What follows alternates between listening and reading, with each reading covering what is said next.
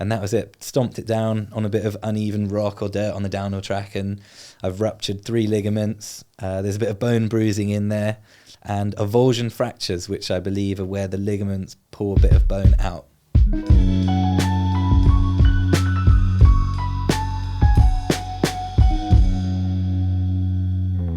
Right, I'm proud to announce today I'm going to give you a new nickname. Is that allowed? Okay. The Sure. Godfather of Big Air. Oh, yeah, that one's wicked. Yeah, I think you're old enough now, you can be Godfather, right? True. Yeah, and it not be like too offensive. Yeah. Okay. Sam Reynolds. Hey! Thanks, everyone. Thanks for coming. Nice to be back on the poddy. Yeah, too right. You haven't been in this iteration, have you? Iteration? Of the studio. No, new studio. I went in the last one. This one's very nice too. Oh, we've both got our socks out. This gets really bad press. Why? People don't like seeing our feet move. I've just noticed it. Like it comes up in the comments and everything. Well, the reason I don't have shoes on is because I was being polite on the clean floor. Agreed. And I like to take my shoes off when I walk into someone's house.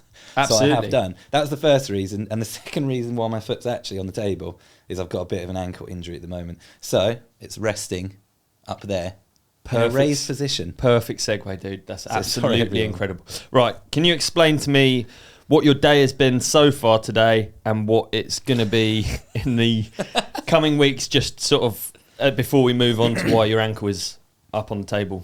Okay, well, yeah, I'll explain as to why I'm not in South Africa right now, because basically I've been out there for 2 weeks, starting off the event, the build, and getting things ready for DarkFest. That's pretty intense 2 weeks. So So what happens? You fly over. Talk us through what it takes to, because I guess people are used to just seeing the highlight clips, and it looks like the jumps are, there in perfect condition. Yeah, and they're working fine, but a lot goes into that.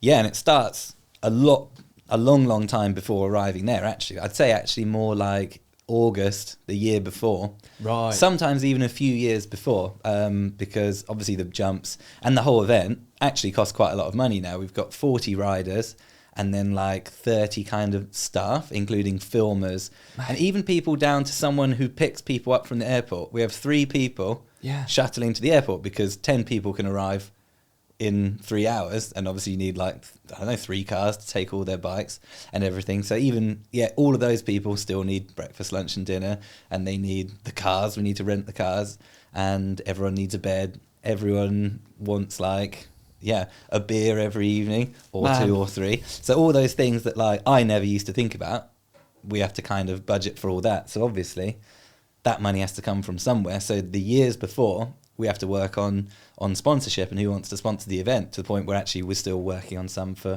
2025 to see if we can make it happen again next year, because there's so much that needs to go into it. If we didn't have the money to do it, we would be stuck there. I think these days it probably costs between 100,000 and 200,000 euros to put on a DarkFest. So wow, that takes a lot of organising to do, Which sounds it sounds like an unbelievably massive amount of money, but I heard things like Rampage has 7 figures rather than. Well, I know they've got 7 figures. Yeah, it doesn't because you reach all over the world. Like some of the, I guess the test is whether your uncle's mate sends you a video of the biking as to whether it's a successful thing. So you got your uncle's mate, he's sending you Danny Mac, isn't he? Right? Yeah, absolutely. He's going to send you a Fabio Wimmer. Hopping along the way. Yeah, some big snow jumps. Yeah, he's going to send you a Rampage. Mm-hmm. And I tell you what, Uncle's mate's definitely going to send you. It's going to be a run of DarkFest. Especially a Tom Isted 100-foot backflip, isn't it? Dude, yeah. So in that sense, 200 grand seems kind of a steal. Potentially, yeah. When something that good happens, thanks Isted. Yeah, he went on the news for that one. So yeah, so everyone was very pleased with that. So I guess we're probably skipping forward, but I want to ask you about because you obviously then compile all of the reach of your event. We do a report at the end, yeah, exactly, to then send. So that's what I mean, back in August, I'd have made the report from the year before, along with Monster. They've got a lot of internal reports that they do. Obviously, as they're the main sponsor, they give up sort of most of the money in the organisation as well. They really help with the organisation. So they kind of make their own report to make sure that it's worth it for them. And then I can borrow some of their numbers. And then, we show potential sponsors what their reach could be, and then if they like it, then they come on board and Yeah, we're definitely not a usual. I've seen some proposal decks from maybe some other big events, and they're definitely not like ours. Ours have got like Cade with the middle of his head shaved off saying this is the best event ever and stuff like that, to the point where we've never managed to get like any out of industry sponsors, weirdly. But I did send it to someone who works with like car brands, and he was like, yeah, you should probably take stuff out. Like, really? Yeah. Yes, I actually had to take that out. And No still way. No one sponsored it anyway. So yeah, if anyone has a car brand and they want to sponsor DarkFest, please, I promise we'll take the Nutty I Professor. wonder if haircuts Elon out. listens. Does Elon listen? Hey, some trucks up to the top of the hill would be pretty cool, wouldn't it? Oh, They'd be real good. dude, if you could, how weird is it when you get to a certain level of power if you could just get like the clip to be seen of us suggesting that a Cybertruck takes the world's craziest riders down to the top of the course of the biggest jumps. And I heard they're like bulletproof as well. And they said maybe we wouldn't have to pay the excess at the end when all the riders scratch it. Leopard proof. We to the point where we rent so many cars, and I've bought 5 cars over the years. 2 are dead.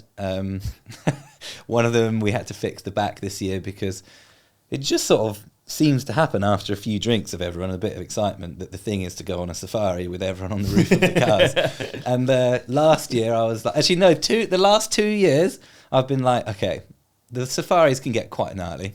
Like there's some real steep roads. You have to quite know what you're doing, especially when it's dark and everyone's maybe had a beer or two. I thought, I'm not going to go on the safari for the last 2 years because normally I'm the main driver and instigator, but I know the roads, so I can know the good ones to take everyone on.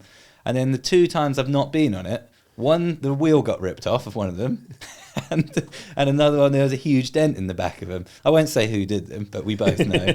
Like, one of them's offered to pay real nicely, so he's cool. One of them hasn't. And they all came down like, a bunch of 30-year-old men all pretending like the wheel just fell off.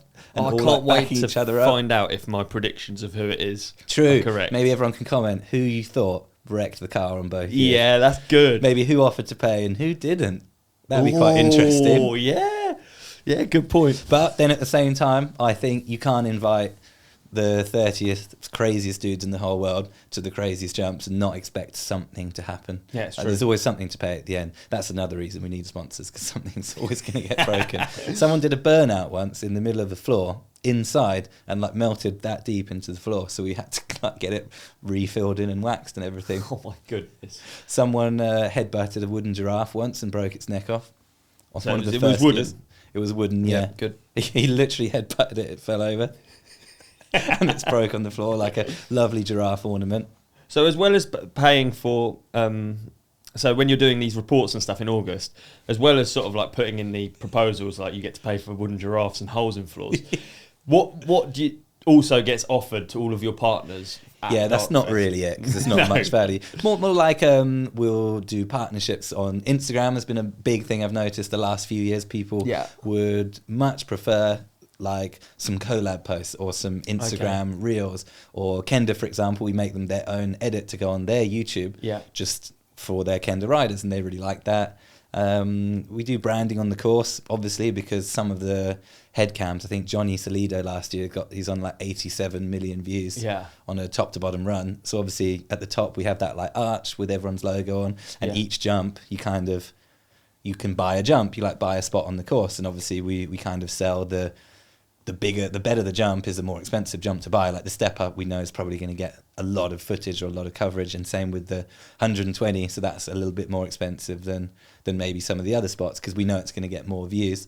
And that all goes in the report, obviously the 87 million views, and if you can clearly see a big Monster logo or a GoPro logo or a Kenda logo, then that's a good thing for them, I guess. It's bizarre that it's like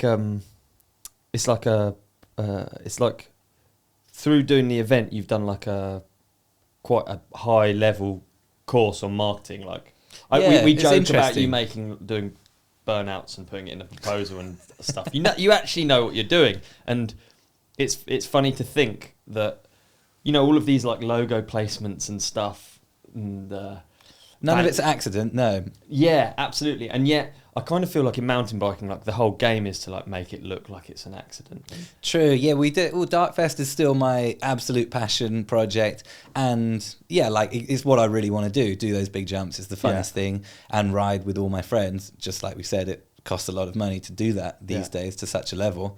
So kind of, it's not like a big money making thing. It's like literally we just need.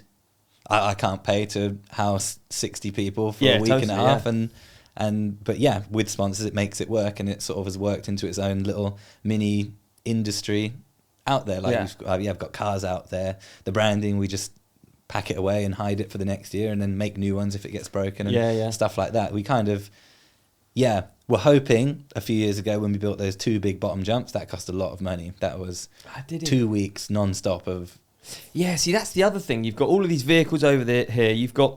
But in terms of assets, you've actually got all your money is buried in the dirt. This is years of getting it right, hiring machinery, putting diesel in it every day, and moving a lot of dirt. So you've got these things over there, part of your business, that are like, really, that they're investments, aren't they? So you invested in the bottom 2 jumps.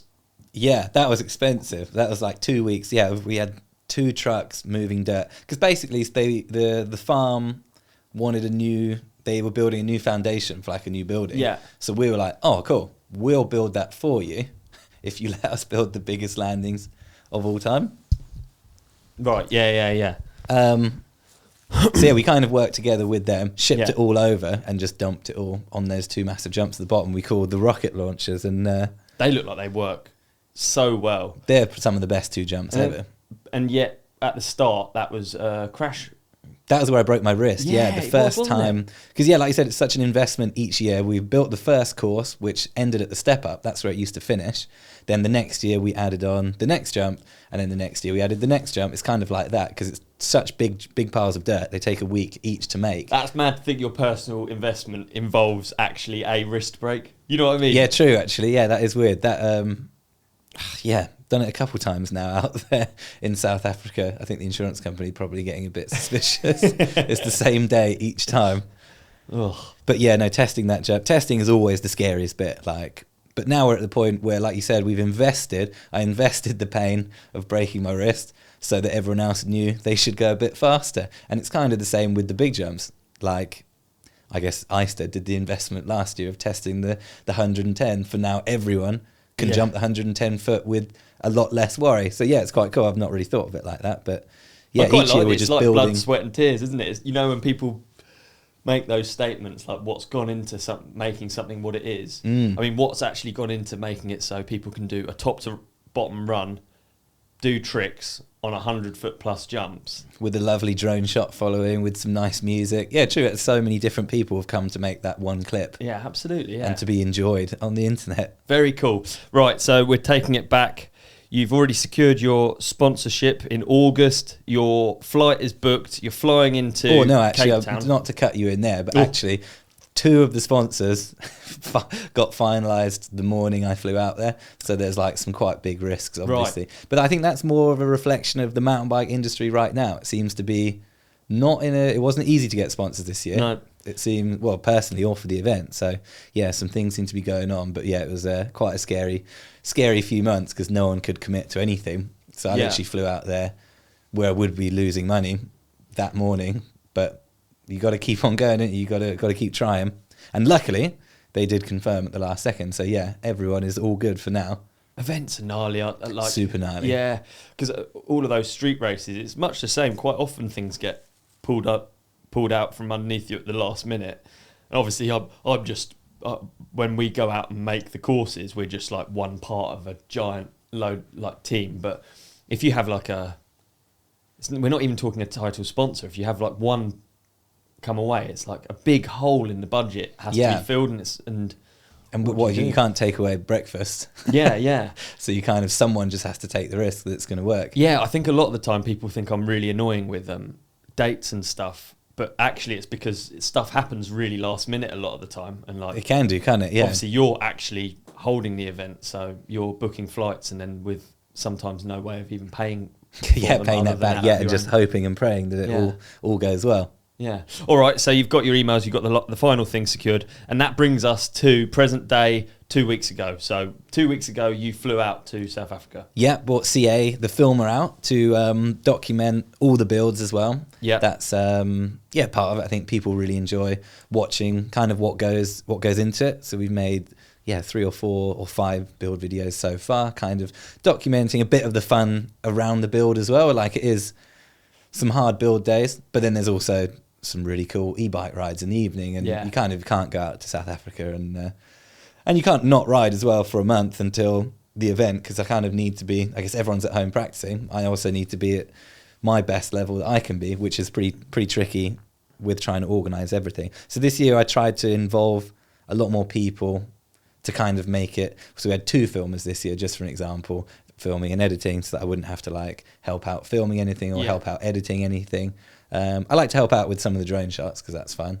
But with the build, we've got Justin and Duran from the Trails crew out there, and Dirtlicious. They just know exactly what they're doing. So it's kind of not a chilled year on the build, but we're not building anything new. We had the new 110 footer last year.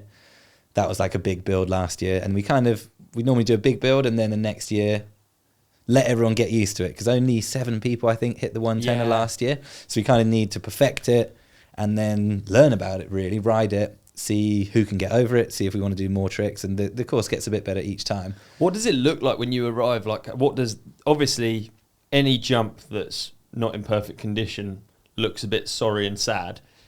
Are the jumps in perfect condition when you turn up? I mean, no, far from. They're still there, but they're like the sleeping giants. You kind of see in our first build video, me and Teo just walk around and have a little look, and you can see it's all tarped up.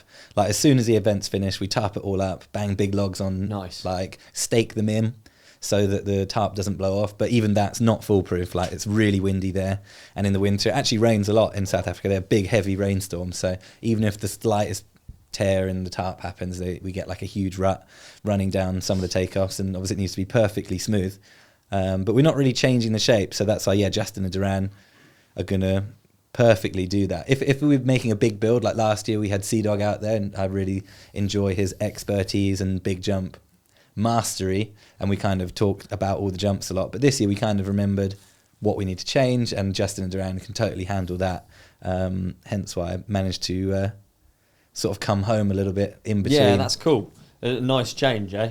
Yeah, nice change, because sometimes I'm out there for 5 or 6 weeks in a row, which it's just not really an option anymore with the little one, a 2-year-old, and we've actually got a new one on the way, due in 1 month.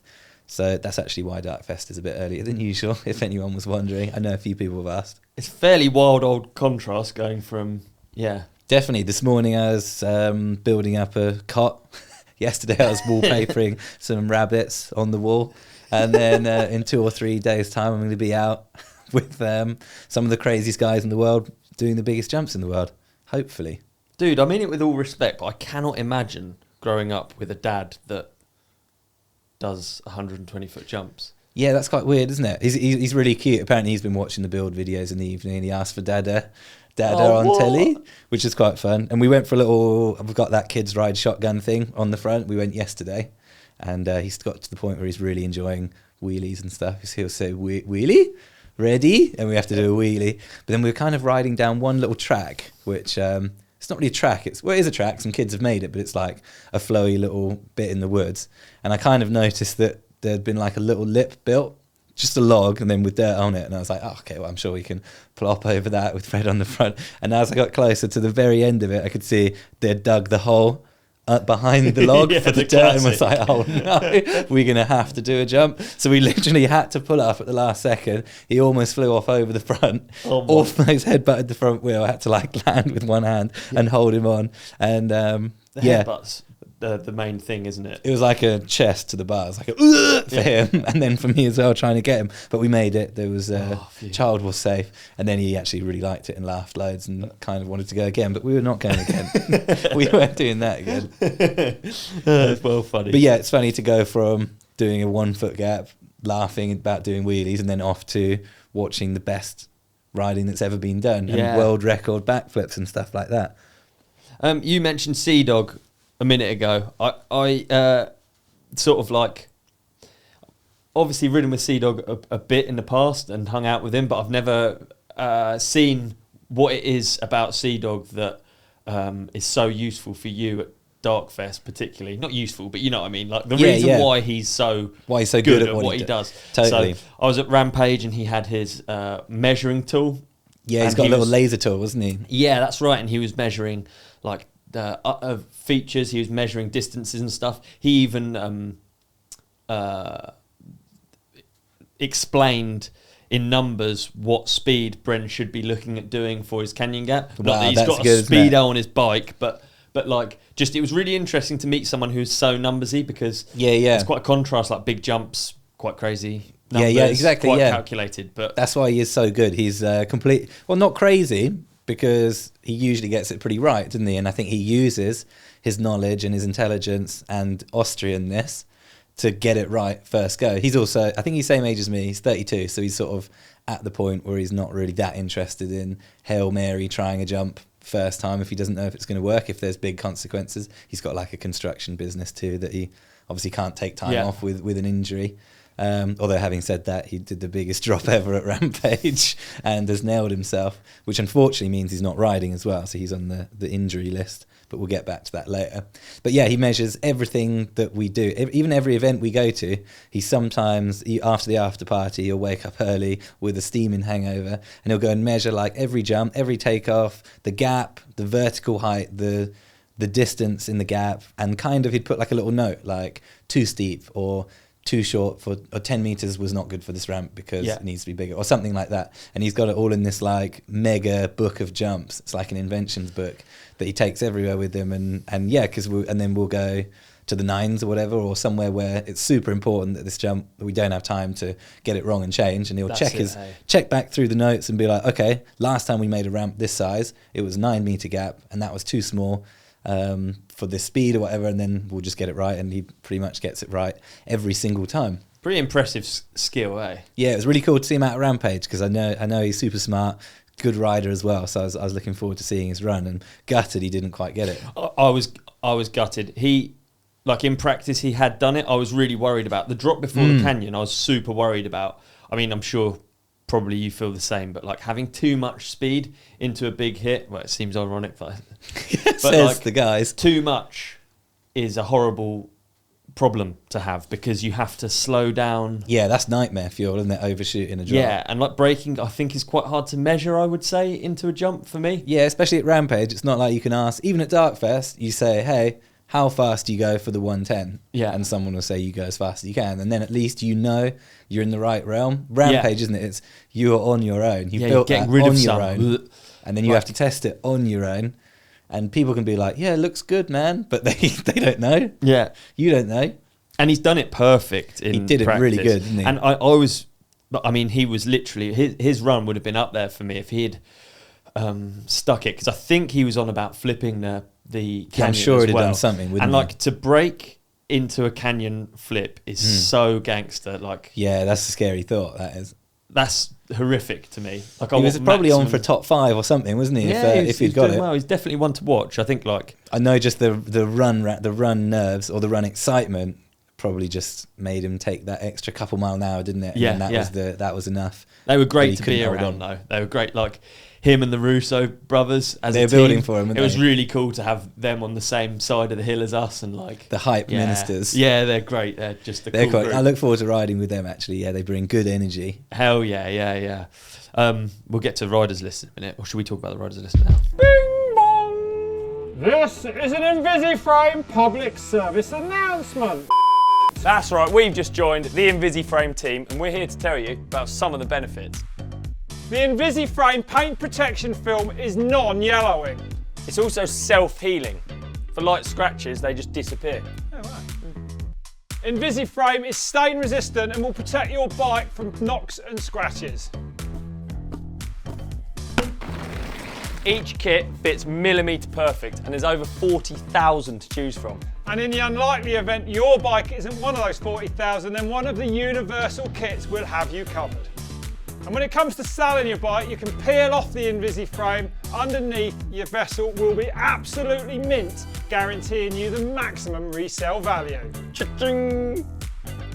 You ride it, we protect it.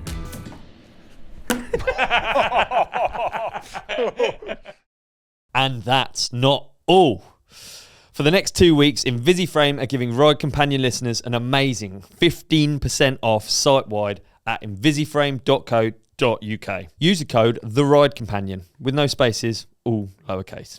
This includes their industry-leading custom PPF frame protection kits, as well as fork protection, crank protection, and their range of aftercare products and decals. INVISIFRAME ship worldwide and all prices include taxes and duties, so you won't get any nasty surprises if you're ordering from outside of the UK.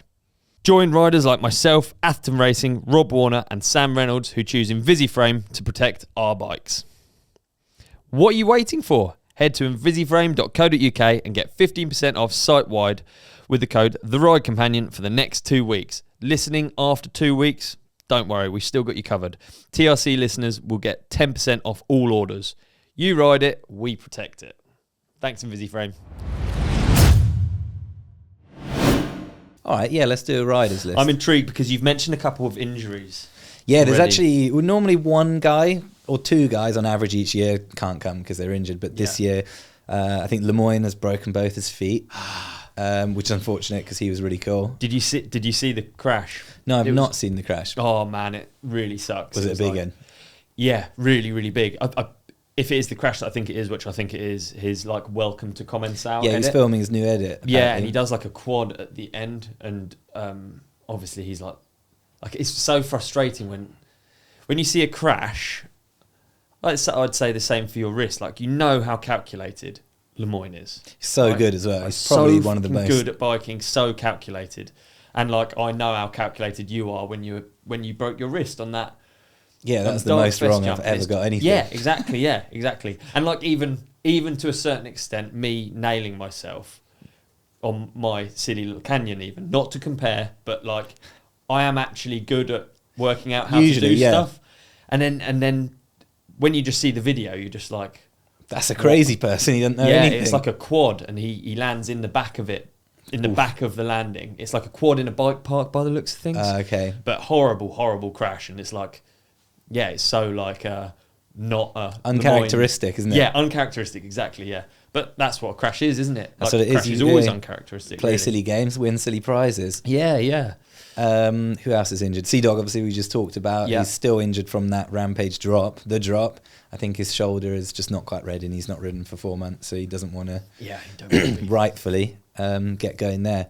Who else is injured? I think Cade's stuck in Chile. He's not injured, but I'm not sure if he's going to make it or not. He's going to try and get a different passport or something. Fingers crossed. He's pretty exciting. Yeah, he's awesome, but I think they got robbed or something in their passports. Right. So how do you go about building the rider lineup?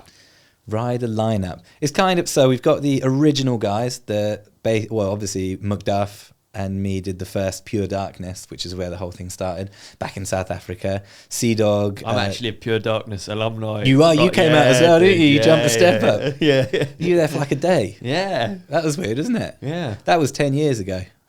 Whoa. Yeah. Crashed then as well. Yeah. Maybe I'm not And we'll be crashing in 10 years' time, I'm sure. I was following you as well when I crashed. Yeah, you're right, you were. Mate, I've got to say, we talked about this, not to make it me, but like that is one of my, like, I've got like a vibrant memory of that. Really? Of following you in, ago. Of the sound of my, because it was on a hardtail. It was, wasn't it? And the sound of my freewheel. Should we find that clip? I've never Where can we ever find that heard clip? my freewheel make that noise ever. No, not on a jump bike. Because that was so far beyond anything at the time, wasn't it? It was, yeah, really big. So that was your first stint. It's so weird to think, eh? True, yeah, that's kind of where it all came from. And yeah, that was with Macduff and some Welsh boys, actually. That's sort of a bit more dad now. They don't really come. Yeah. Then that sort of turned into DarkFest when we mixed with the Fest crew, and those guys all came. So kind of everyone on the first years, they're like the OGs, and we kind of always give them a first invite. They're like the legends. You know, you're always going to get something good from them. The Nikolais, Macduff, Sea Dog. Yeah. So they're your foundations. You're always going to have clips from it. Are you thinking about that? You're always going to have clips of these stars. I think it's just. I think, and it's just fair as well. Like they were there from the beginning. Yeah. We owe them that they believed in the project and they wanted to come out and spend their money on their flight there. So we're forever grateful. Absolutely. I guess what I mean is, if you get like one of the legends doing a whip over a jump, it holds real value still, doesn't it? Yeah, like, I think so. Like a wild card doing a whip over the jump doesn't hold the same value as like it's true, yeah. Let's say Aggie, he's on the list this year, right? He's coming back, after I think 4 years or 3 years of injury where he's wanted to come. So that would be cool. Like you said, you need we always try and get a good mix of legends, obviously, and then some fresh blood as well for people who deserve a spot there. So what does the fresh blood category, what would you say that's like? What are you looking for in that category? We a lot of guys get a bit upset and like ask like, oh, why haven't you invited me and stuff. I do have one solid rule, which is that I have to have ridden with that person in real life before. Like if I've never met you, you could be the best rider in the world, but I don't know. Like it's nothing against you. I would love you to come, but we have to ride together one day. What's your reason for that rule? Was always safety. Yeah. Because you can watch people do videos of, I don't know, a huge jump, but you don't know what's gone into it. You don't know what skill they've had, if that took them 20 goes and they had massive crashes, because we're there to do cool stuff at the end of the day. We don't want to see big injuries. Like that ruins the day, that ruins everyone's vibe. Like it makes it not feel good. And I don't want people to get hurt in the thing that I've kind of made. So main thing is safety, and also a bit of a vibe check. You know, like there's 30 of us staying in one house. You sit in a uplift truck with 5 people, we sat on each other's laps, and it's, I don't know, like a week long, and the emotions are high, the tensions are high, there's a lot of pressure. We don't want people ruining it. You don't want people like making it into a weird thing, or you don't want weird competition. So kind of like a vibe check is super important. They have to bring something along. Like obviously if you're that good at riding and you want to sit in the corner and be quiet, that's fine, then you get a spot too. But more, the whole event is a fun time, and everyone rides better when it's more fun. So it's definitely if you're not going to fit in, then you might not get the call. I guess the reason you know all of that is because you've done years of going to events where maybe they, like it's the thing that's hard to put together, isn't it? It's like it needs the X factor. I really feel like we've got something special still. Wicked. The X factor. Some events you go to, it's amazing. The jumps are amazing. The crew is pretty cool, but it just doesn't have that thing that makes it like, wow, I have to go there. But I feel DarkFest still, like I have to just watch the highlight video and then I'm like, oh cool, I'm so excited to make it again this year. So vibe check is super important actually. And so everyone on the list, thank you for being cool. And rad. Yeah. Who have we got that's new on the list this year? So what's fresh an example? This year, I don't know if everyone remembers Talus Turk from Rampage. He did his first Rampage. So. He impressed there, and he really impressed me at Freeride Fiesta last year. And again, just was a cool guy. Came and said hi. Talked, and he wasn't annoying, and I thought it was really funny. And then he said something on the live stream that was well funny. He did say something pretty funny on the live feed as well. So he's coming. There's a guy called Dylan Stark. He's more of an American guy. Actually, he did a grind at Rampage, if everyone remembers that. Yes, he had the grind rail. Yeah, you were there, weren't you? He whacked out his grind rail. He had his mates in like special ops outfits in the morning, getting it out. It must have been quite a operation to get a grind rail into the desert. Like, it's so far, isn't it, to get in? Hey, if you could get it there, I wonder if you could get it to DarkFest and set it up at the top. Excess baggage. I wonder if they want to. Dan Paley from the 50 to 1 boys. He's quality. He's like a BMX mountain bike jibby guy. And again, met him at Adolf's event, the backyard battle, and he was just hilarious. He's very impressive, isn't he? Yeah, and just brings a great vibe to everyone else, which is, like I said, what we're looking for a lot of the time is just someone who's going to get up at 5 o'clock, going to be excited. He's going to go want to water the jumps, get everyone to get excited about playing on their bikes and have fun. So he's in there. Gemma Cabrera. So we've got another girl. I think that brings us up to 7 girls for this year. So she's La Poma. Yeah, local? I think she's Barcelona local. She's done some pretty massive backflips. So that's kind of cool. We'd love to see some big flips. Yeah, the girl category's growing, isn't it? Isn't Vero's injured? Is that correct? Vero's on the injured list. You're right. Yeah, so she's. I think she's still coming along. Cool. To I guess make videos, do iPhone clips and stuff like that. Same with Sea Dog. He's coming as well, and myself also now unfortunately on the injured list. Right. How'd it happen? So lame. I'd love to say it was testing a new jump that we've built that was 150 feet, but it wasn't. I literally hit a berm. It was too soft. There was a stump in there, so I stopped dead and then fired over the bars, and that was it. And landed, tweaked my ankle, and that was it. Stomped it down on a bit of uneven rock or dirt on the downhill track, and I've ruptured 3 ligaments. There's a bit of bone bruising in there, and avulsion fractures, which I believe are where the ligaments pull a bit of bone out of the bone. I'm sure you know a lot about the situation, but that happened out there. That was a week and a half ago, coming up to 2 weeks actually, and I've got nothing to lose. So I've been trying to rehab it as hard as I can. Yep. Doing hot and cold therapy, massages, any old cream. I'm even putting some heebie-jeebie cream on it. Trying to do some like light workouts. Went for a little ride yesterday, and I'm going in a hyperbaric chamber, potentially it's called later. Yeah, where I think they pressurize it and pump you loads of oxygen in there, which I have to lie in a chamber for 90 minutes, and apparently why not give it a go, eh? Exactly, I'm gonna give it a go, and then I'm definitely gonna go back out there anyway and either be hanging out on media duties or hopefully doing a few laps. It's not really the place you want to be riding at 50-60%. No, that's the thing. And if you case it or overshoot, that goes straight through your ankle. So I'm 50-50 right now as to whether I'm going to ride it, which is great, because a week ago it was at 20%, and then like when I first did it, I was like, "There's no way, like that's broken absolutely," and it swirled up like a pumpkin, and I couldn't walk for like a week or so. People might hear that you did it on a corner, not on a 100-foot jump, and find that very surprising. Can you explain why that happens more often than you might think with? Yeah, well, obviously you hit more corners than you hit 110-foot jumps, so the likelihood is always there. Even if you crash 1 in 1,000 corners, you're going to do 1,000 corners probably quite quickly. Yeah. So sooner or later you're going to crash. And that's just one of those, again, 1 in 100, when you put your ankle down, it just went like, the tiniest movement, and that was enough to tear all the ligaments. But I had ankle braces on. Yeah, what can you do? So yeah, that is it is part of it. So I'm kind of at peace now. For a week or so I was absolutely gutted, like all the work that's gone into it, and the excitement, like I said, it's still the thing I'm most excited about is hitting those big jumps, and it happens once a year, and I went and blew it on a stupid berm. So it took a while to sort of come to terms with it, but I'm still giving it my best go, you know. I've not given up hope, and what else am I going to do than try? Well, healing vibes from us. Thanks, rooting guys. For you. Love them healing vibes. I always write that in messages to people when they've hurt themselves. You just know what it means, don't you? It's a bit. I do know what it means, but it also annoyed me a bit, because it's like, thanks for the healing vibes, but how about some advice or some medical expertise? Yeah. But no, I do appreciate. I said that came out wrong, because I do appreciate the messages, but like, that's not going to fix it.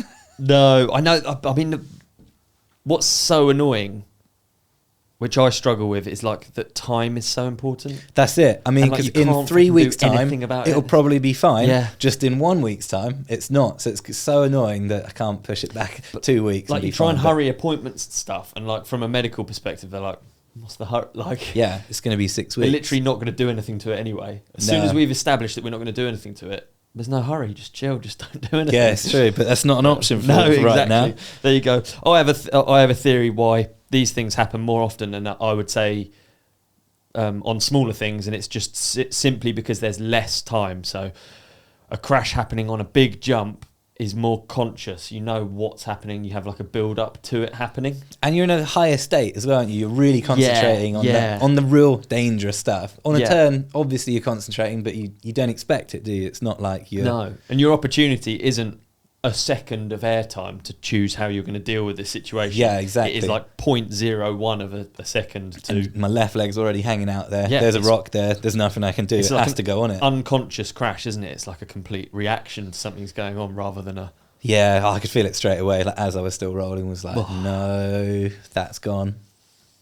But hey, the event's still going to be cool. I'm going to be there. I'm going to witness some amazing stuff. Whether I can enjoy it myself and ride, I'm going to enjoy it either way, but whether I can enjoy it on the bike, we'll see. But it does kind of free up, if I can't ride, a bit more time to make some cool videos or do some, like, there's obviously a lot of stuff I have to do in the evenings, like to keep the event running. So I'm actually going to have a bit more time to do some things like that, which is a slight relief. Of course, I'd rather be riding, but...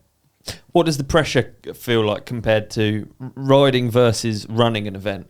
You're quite a unique position where... I kind of put it all together in one, really. Like, that's why I said, like, kind of now the pressure's halved, because I put all the effort into making the event, and like I said, there's a lot of sponsors who kind of, even if they're not putting any pressure on, there is still pressure because they've essentially paid for this good product to get some cool views out of it and some good promotion for their brands. So I feel...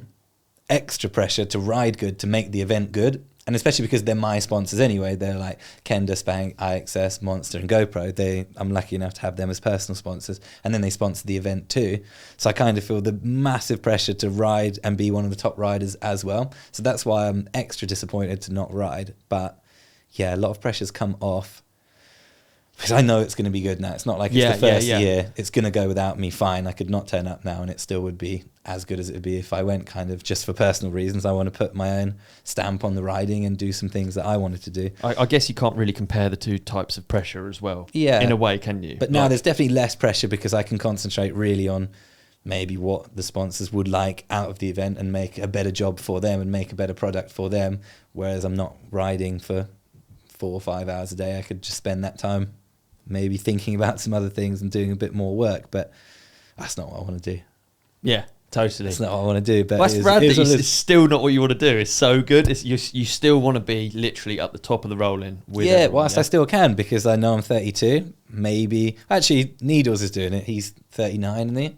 Yeah. Brendan's coming back out again. He's 36, and so hopefully we've got a few more years. Dad's army out but there. But it is proper Dad's army. It's quality actually. Yeah. But even then, maybe even if there's 4 years left, that's 4 DarkFests. I don't know. That's not many times to ride, and if I'm missing one of them, then there's only 3. Or I don't know. It's hard not to think like that. Yeah, it's interesting. It'll probably be interesting to people that you do think like that. What makes you think like that more now? Well, I don't know. Injury? Is it because there's still things now that I want to do. Like I've never flipped the 90 foot. I still want to do that. And I'm still not giving up on that. I'm going to do it. So there's still definitely like a want. And I want to do better stuff each year. Like I go with the plan to do better than what I did last year, which is really cool. And that's still going to be way better than what I was thinking of doing 5 years ago, which is, because I feel like, I guess my body was better 5 years ago and I had the hunger to do crazy stuff like the new kids, and worrying about injury when you don't have kids and mortgage is definitely a different thing. That sucks to say, but yeah, of course I have to think about that. Like, what good am I going to be if I nail myself, go home, and then Amy's got to birth our child and I can't look after any of them if I've injured myself? That sucks. You can block it out, but it's difficult. Yeah. It's real difficult, especially when there's a 110 foot jump and you're like, what is actually the point? Like, this is just a real selfish thing that I'm going to get some enjoyment and some adrenaline out of jumping this. But I think also, like, what all you're talking about is like calculating risk. And I think actually, like, maybe again from the outside it would be like, God, these guys are crazy, but actually the everyone there is really calculated. It's actually the polar opposite to what Uncle thinks when he sends you a video of DarkFest. It's like, look at these Evel Knievel nutters. He went for it and it worked out. Yeah, exactly. And it's not he went for it. No, it's true. Everyone's trained their whole life, I guess, to kind of use every bit of skill to put into these jumps. Yeah. So actually it's almost all about kind of being measured. And it's at the point where if you crash at, I don't know, Milford on the dirt jumps, you can crash 3 or 4 times learning a trick or trying a trick you're not really sure about. Out here, you have to be 95% sure you're going to land it, because one crash is most likely going to take you out for the rest of the week. So you kind of have to really play it smart. And if there's a few questionable things, maybe try it at the end of the week. Yeah. What jump are you trying to crash on if you're going to crash on it? I love this, because I know that you think... Step up is the only one you can crash a couple times. But I feel like you're good with probabilities. Unless you're Bienve, who's crashed the 110er. He literally, I think he had a broken toe or something, and he was peeing blood for the whole week, but didn't tell anyone because he didn't want anyone to be like, nah, man, go to the hospital. Yeah. So he came back and rode the whole week on a broken foot, peeing blood. Dude, it's mad looking at... he's still alive. Older DarkFest footage was quite a lot more crashy, right? Much more crashy, really dialed now. Yeah, it's true, yeah. It was different back then. It was... No one knew how to flip a 90-foot jump, I guess. And now there's like such good kids that have been growing up jumping 60-foot jumps, flipping it. Like Talus, I'm sure he's going to turn up, flip or flat spin that 90-foot like within a couple runs and be like, cool, man. Will it be his first fest or first big jump? No, I think he's done... what's that Loose Fest one? Loose Fest. Yeah. So he's good at some big jumps. I know he did some big flips then, and that really cemented the fact that we should bring him out and see what he can do. Yeah. But that's the progression, isn't it? Every year, the new kids turn up and they want... I don't know if they want your job, but they just want they want to be part of it, don't they? And they want to show themselves. They want to prove that they can do it.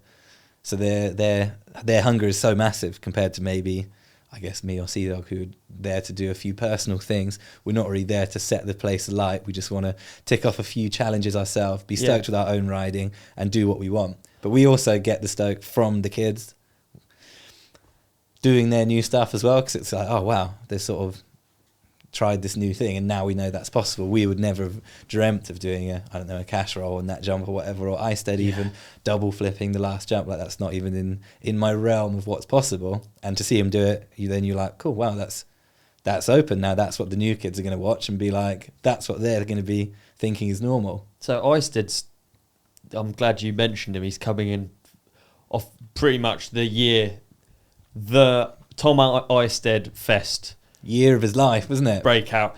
I say breakout year. He's been at it for so long, and obviously he's on the FMB World Tour, blah blah blah. So I don't mean to, but it was a big year. Yeah. Like DarkFest worked out well for him. It did, and he hit a couple podiums, didn't he, at Crankwork? That's right. Yeah. The big one in Whistler, he got a podium on, which is like legendary status forever. World record flip, new bike sponsor, which is wicked. I imagine being Tom Isted, like that's interesting, isn't it? Like coming into it from two different angles. Like if you're Isted and you've just blown up and you've just done that huge flip, versus being one of the older guys that are more chill about it. Like, how do you reckon Isted's feeling now? He's hungry for it, right? True. What do you do bigger than a 120-foot flip? Yeah. I don't know. But I'm real glad for him because he's been working away super hard behind the scenes. Like you said, not quite breaking through to where, like, he'd be on the way to the best run, and then he'd throw it all at it. So a lot of the time it would just crash. But then he's been working on that consistency at his compound. I visited him this winter actually to go see his compound and saw a double. Yeah, I did. Yeah, I did a double flip myself. But so I think he's ironing out those inconsistencies to the point where we saw this year him absolutely blow up and deservedly get some of the recognition he deserves. Land a good bike sponsor, a good paying deal, and can fund his craziness for a few more years, hopefully. Absolutely. He was the King of Darkness last year. He won the whole overall. So we have some cool prizes actually. We have the King of Darkness as the overall. The Kender Mind Bender is like the best trick award. Right, so that's like just best trick, single, standalone. Yeah, it can be on any jump, but like we all vote all these. So it's sort of like something standout will happen. Yeah. We have just like a best moment, which is not necessarily a best trick, but it can be. Yeah. So last year, for example, it was when Isted and Hodgie did a train flip on the 110. Man. So like that wouldn't win any prizes. It wouldn't win a best style or a moment of the week. But but it is just a cool moment of the week that deserves a prize. So we kind of put that as like the wild card prize. I mean, that was unbelievable, wasn't it? Yeah, I think that's Hodgie's second run on that jump. I think so. Yeah. Did he do it again after? I don't know. I think he flipped it quite a few times actually. Did he? I don't know if maybe I remember it wrong. I'm pretty sure he jumped it once and then he might have flipped it almost every single time from then outwards. Maybe a warm up. I don't know. I can't remember. But yeah, he's real quite beast. Loose. He's become a big jump specialist, hasn't he now? He is, yeah. That's why I really like giving people an opportunity to come and show their stuff, because he could never do a Crankworks podium, could he, Hodgie? Like, I mean, I don't think that's unfair to say. He'd admit the same thing. It's just not like gymnastics. It's just not his kind of riding. He wants to go big. He wants to go burly, and there's not really a platform for him to do that, except for these big jump contests. So he's like you said, a big jump specialist, and he's always cooking something up. Yeah, totally. Yeah, one to watch. Right. So you're flying out. What's next? What then? When I flew out last time? What happens when you get out there now? Are you straight into it? Everyone's arriving. Yeah. I kind of do like voice on a FaceTime calls to everyone every day, just to kind of check on. Like we steepened up the 90, so like they send through pictures. Up the 90. Yeah, it was 28 degrees. Now it's like 37. So that's a real big difference. It's gonna be a trick jump. It's going to be maybe a trick jump. Yeah, it's going to be a juicy one for sure. 90-foot trick jump. Yeah. I guess the addition of the 110 sort of changes what the 90 looks like. Exactly. Well, because we built the landing up so big on the 90, actually we built it up and back. So actually the 90 is now just over 80 to the sweet spot now. So you can still jump it to 90 where you did, but because we built the landing up, it's a lot safer and bigger. So now we can jack the 90 up because the landing's so big for the 110. And yeah, it was kind of the 90 last year was just a bit average. I'm enjoying this podcast because honestly, it's not really something that we talk about normally. See you all the time, don't really ever talk about like that's insane to me that it's like those numbers floating around like. Yeah. Like actually how weird you are as a guy. Like I see you as a very normal guy when I hang out with you normally, but like you've got a set of jumps in another country that you're changing by a certain number of Someone degrees. FaceTimes like, over the numbers. They're like 90 foot long. We're trying to make it a trick jump. Yeah, true. But well, like I said, it's sort of, that's the progression now of the kids. They're going to be doing those tricks on the 90 foot jump.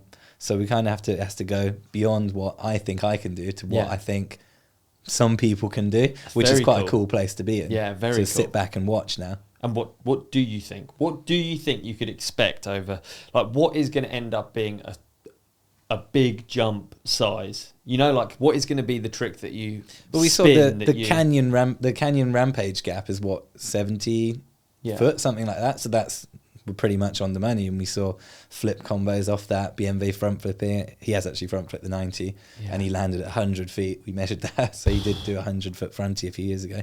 I don't know if he ever wants to do that again, but yeah, I don't know. He's a pretty wild dude, and yeah, like I said, I can't imagine what's going to happen because I wouldn't do it. I've always wanted to flip it, so hopefully I can do that one day. But yeah, some kids are going to turn up with some ideas in their head, and hopefully they can do it. So if you're saying you want to do it one day, I know you've already done it in your head, fucking probably 1,000 times. So what are you? Explain to me, if you were going to give me instructions, how you would say to flip the 90. What are we going with? Well, actually, what I'm thinking about is why I haven't flipped it before, because I've had 5 years of opportunity and not done it. But I think it's you actually run out of time. Like, and I have normally like a big mission of what I want to do, probably 5 or 6 big missions I want to do. Obviously, you spend 2 days probably warming up to the course and learning it, because you don't want to make any mistakes. Like I said, you have to be 95% sure that it's all going to be all right, because one crash can take you out. So I don't go for it on day one. I like warm up to it, get used to riding a downhill bike, because it's not something I actually do that much. So 2 days is already gone. Then it could be windy for one day, then it could rain for another day. Then the next day I want to do my tricks on the step up to get photos and videos of that. So then that day's gone. And then I want to do some tricks on the big bottom two. So it's more of a when. And then I want to get a drone shot of the whole course, or a GoPro course preview I have to film, or something like that.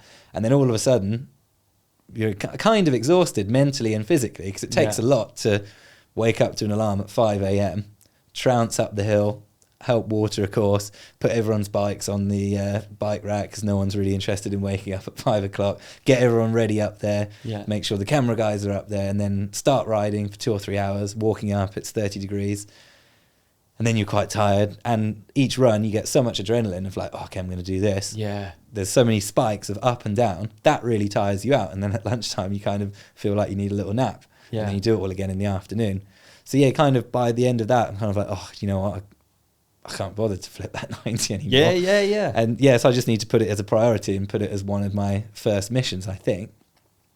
I've seen a few people do it, and it does look totally fine. The only thing that would ever happen would be rotating too slow or rotating too fast, which I'm sure is not going to happen. Like, I've flipped many things, I know what it's going to be like, but it's still scary, isn't it? How slow would it be? Because it's long, it's massive, it's also flat. But it's flat, so I'd just pull quite normally, if not actually quite hard, to get it round. Interesting. So because it's easier to slow down a backflip than to speed it up. If you've not pulled enough, it's game over. But if you have pulled too hard, you can do a few things, like you can pull the back brake, for example, which will slow your flip down, and you can like stretch your arms and legs out to kind of make you as a spinning body bigger, and that slows you down as well. So there's a couple of things you can do in the air, so it's not game over if you get it wrong off the bat, but you've got to get it pretty right. You've got to get it within 30%, within sort of 10-15% each side.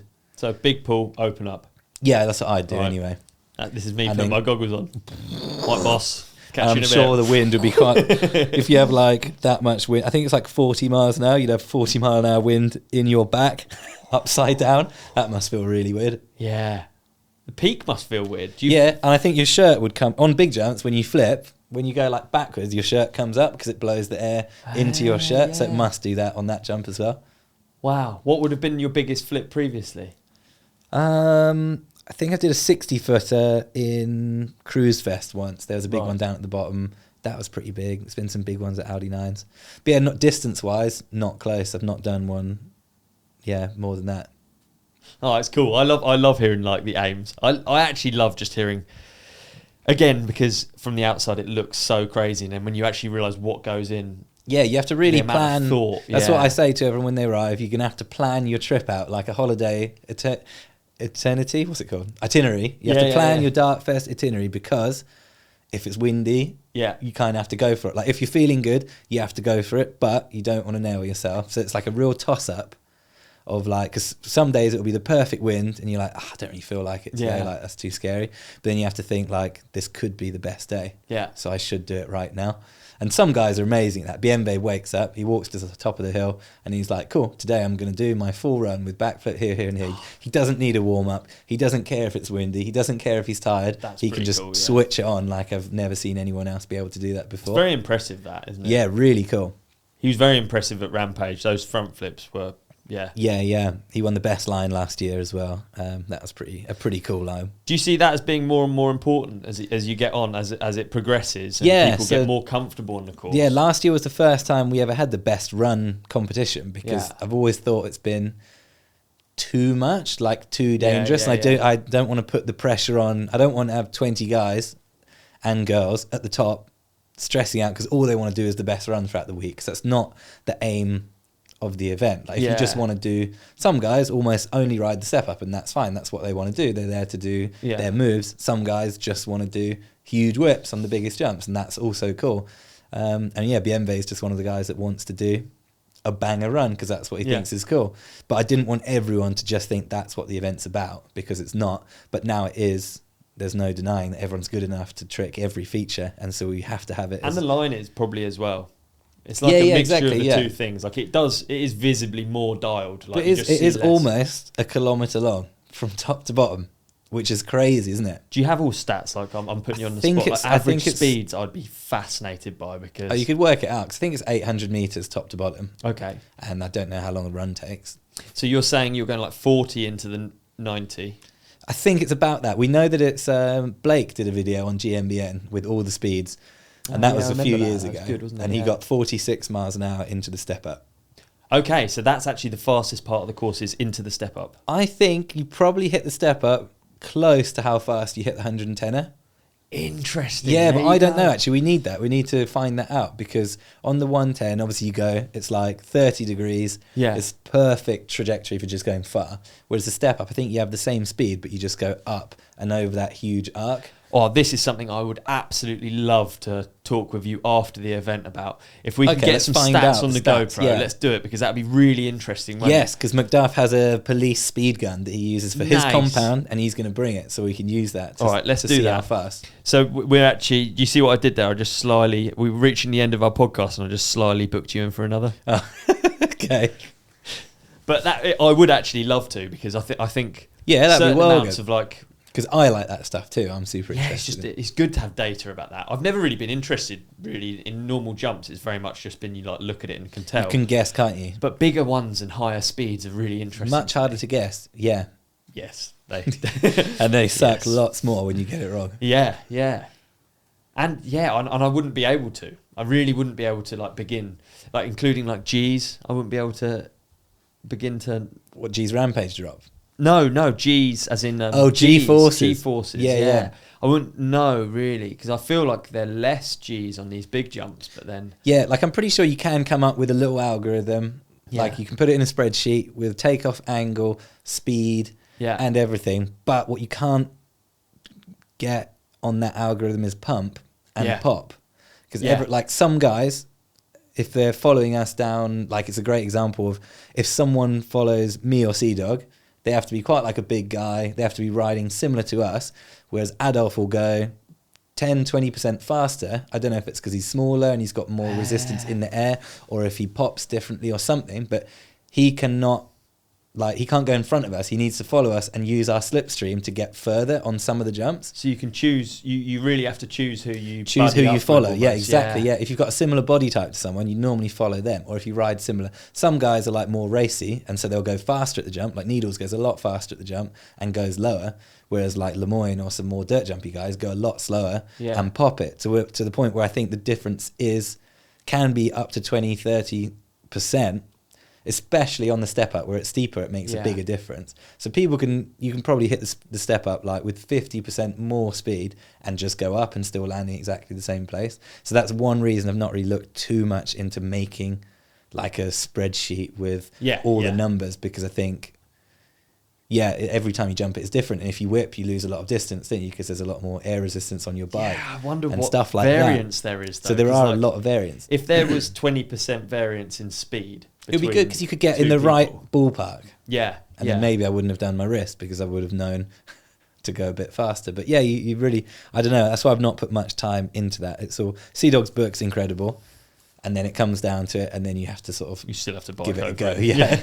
But at least you know then it's within a couple meters. No, that's it. When science came up when we were at Rampage, I was thinking, what do you expect someone to be running down and rolling like that and looking at a digital screen with their speed? You can't do it. It's not realistic, is it? Yeah. No, it's not how you ride. So actually, as much as like lad science became a bit of a meme joke, it is kind of how it is. It exactly kind of has to be.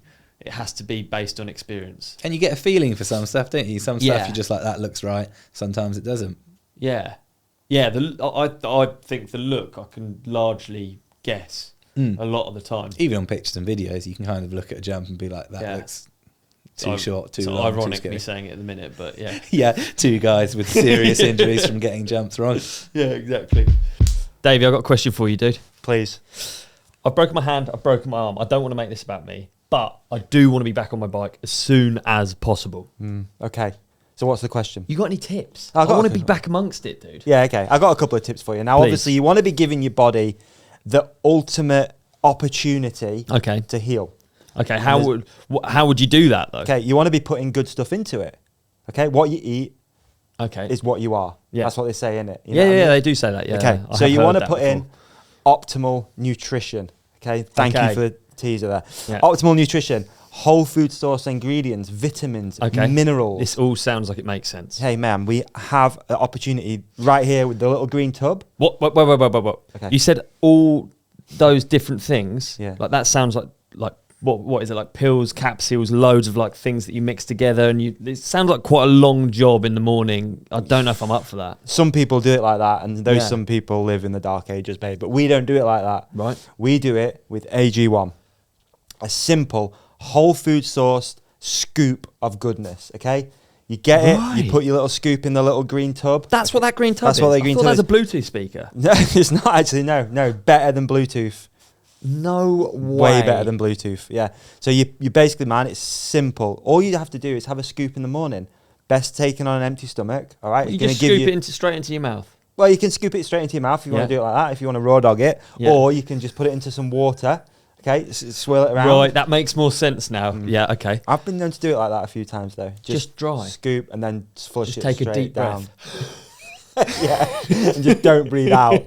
But mate, it's super easy. I love it. It's part of my daily routine now, right? And it has been for ages. And I don't think I'd be the same person without it. Well, I literally wouldn't. I'd be a different person. I wouldn't be as optimal. Dude, believe it or not. The ads would be boring. Believe it or not. I was joking earlier when I said I thought that was a Bluetooth speaker. I knew exactly what it was because I also take it twice a day, every day. Yeah. Twice at the minute because I just think, why not? Because I've got broken bones and I feel. So we're both double dabbing at the moment. We're double dabbing, yeah. I've been double dabbing for a minute with all of the sickness and stuff going around, viruses. A lot of people are ill at the moment. I've been doing morning and evening AG1 hits. There you go. And I seem to be avoiding everything. So, and you seem to be healing up. Yeah, I mean, I'm not looking great at the minute, but fingers crossed we're going to sort of move on quickly. So if you want to be as optimal as me and you, all you have to do is go to drinkag1.com/the ride companion. That's drinkag1.com/the ride companion. Of course, there's going to be a little deal for you there, okay? They're going to throw in 5 free travel packs. They can't. They can. And they're going to give you a bottle of vitamin D3. They cannot do that as well. They can do that as well. We will do that as well because that's the sort of people that we are. Wow. What is there, a code? Yeah, the code is the Ride Companion. No, there's not. There's not a code. There isn't a code. You just go to the URL, drinkag1.com, the Ride Companion. It's right here on screen. No code necessary. So that's what it is. They just do it all for you. So optimal nutrition. The Ride Companion. Yeah, optimal nutrition. Optimal ways of getting the deal. You don't have to go around. You don't have to put codes in. You don't have to mess around. It's just right there, delivered, and they deliver it to your door. You don't have to walk to somewhere and get it. Can I just clip on optimal for the finish of this ad? Yeah, please. You wrap this thing up for us. Optimal. Thanks, AG1. Thanks, AG1. All right, well, I think we've covered everything, and I think that was a fantastic podcast. Really enjoyed it. Oh, cool. That whizzed past. Yeah. Do you want to say thanks to any of your sponsors or anything? All of them. Yeah, because I feel like a lot goes into the event. And, I know a cool fact. I just signed for my 10th year with the UR team. Oh, congrats. That's really cool. Well done, Sam. Well Thanks, done, Kus. everyone. That's very cool, yeah. Yeah, so that's Kus is my boss. He runs the race team. It's now the Kenda NS UR team. So they race World Cups. That's who Tracy Hannah was riding for when she won the overall. Yeah. So it's cool to have been with a team for the last 10 years.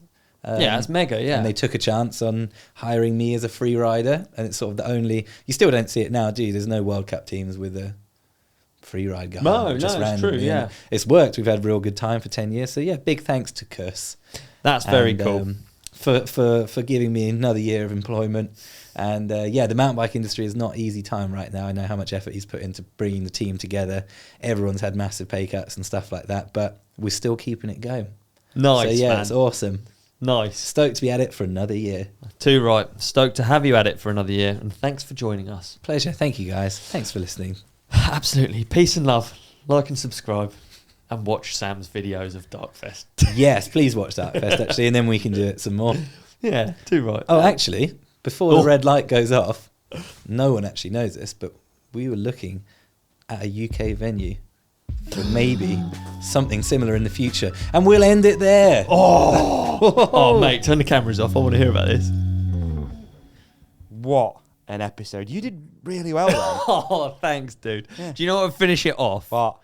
If you could put some sort of link over my face. Yeah, I can do that. I could put a video up on Ollie's face of an episode we think you'll love. Is it on now? There is a subscribe button here on this chair, and on my face, another video we think you'll love. Thank you. We appreciate you. There's nothing in the chair now. Subscribe.